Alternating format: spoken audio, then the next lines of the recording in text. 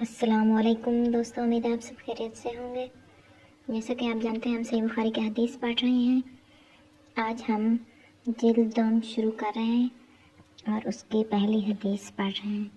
وہ اس بارے میں کہ لوگوں سے زبانی شرط کرنا۔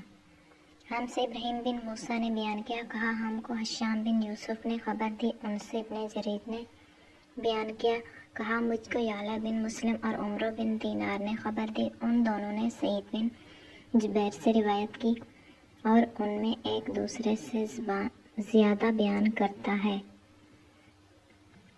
ابن جریج نے کہا مجھ سے یہ حدیث یعلا اور عمرو کے سوا اوروں نے بھی بیان کی، وہ سعید بن جبیر رضی اللہ تعالی عنہ سے روایت کرتے ہیں، انہوں نے کہا ہم عبداللہ بن عباس رضی اللہ تعالی عنہما کے پاس بیٹھے ہوئے تھے، انہوں نے کہا مجھ سے ابی بن کعب نے بیان کیا کہ حضرت صلی اللہ علیہ وآلہ وسلم نے فرمایا، خضر سے جو جا کر ملے تھے وہ موسیٰ پیغمبر تھے، پھر اخیر تک حدیث بیان کی۔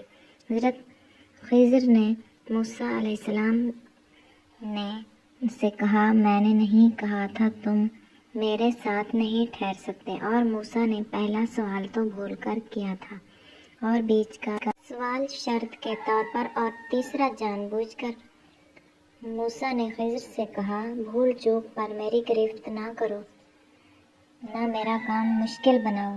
دونوں کو ایک لڑکا ملا، خضر نے اس کو مار ڈالا، پھر آگے چلے تو ایک دیوار دیکھی جو ٹوٹنے کو تھی، خضر نے اس کو سیدھا کر دیا۔ ابن عباس نے یوں پڑھا ہے، ان کے آگے ایک بادشاہ تھا۔